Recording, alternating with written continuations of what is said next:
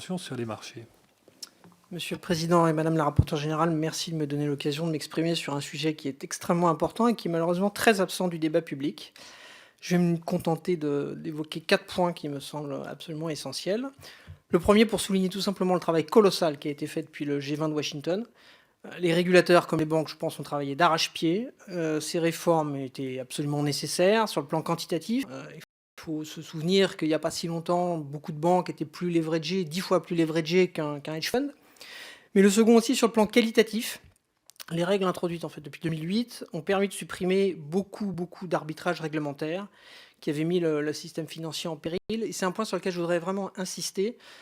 Qu'il n'y a pas que le quantitatif, il n'y a pas que la quantité de fonds propres. Lorsque les banques évoluent dans un environnement archi-réglementé, c'est le cas depuis 20 ans, elles ont peut-être parfois le sentiment qu'elles peuvent abuser en toute impunité de règles mal conçues. Alors quand je dis abuser en toute impunité, je ne parle pas d'impunité juridique ou d'impunité morale, mais je parle d'impunité de risque.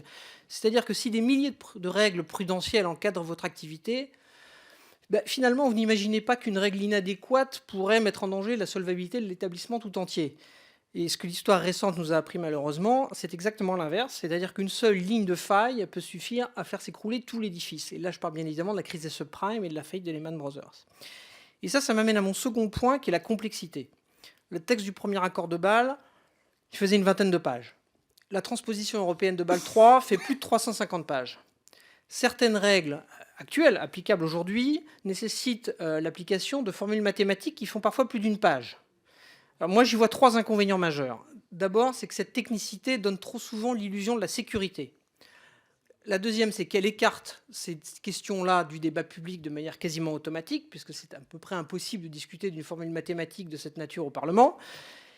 Et la troisième, c'est que par l'application de modèles mathématiques qui sont souvent imparfaits et dont tout le monde a oublié finalement les hypothèses sous-jacentes, elle peut engendrer des conséquences qui sont totalement inattendues.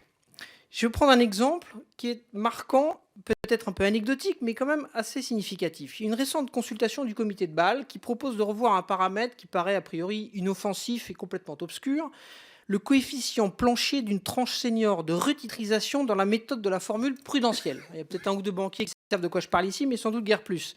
Pourtant, appliqué tel quel, ce changement donc, qui est actuellement proposé ferait passer le ratio de fonds propres durs d'une des très grandes banques allemandes à un seuil qui serait en deçà du seuil à partir duquel les autorités de supervision et de résolution européenne interviendraient pour mettre en œuvre la résolution de l'établissement. Je ne pense pas que ce soit l'objectif de cette réforme, mais c'est la conclusion à laquelle on aboutirait si on l'appliquait tel quel.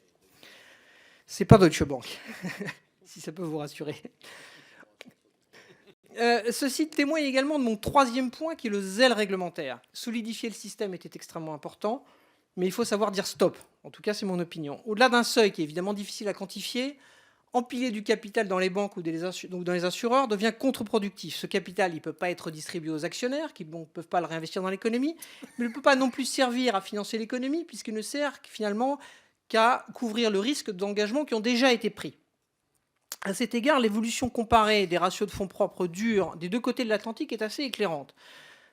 À partir de la crise jusqu'en 2011, on constate la même chose en Europe et aux États-Unis, c'est-à-dire d'abord un écroulement des ratios et puis ensuite un redressement spectaculaire. À partir de 2011, la situation change complètement. Les ratios continuent à augmenter en Europe alors qu'ils plafonnent aux États-Unis.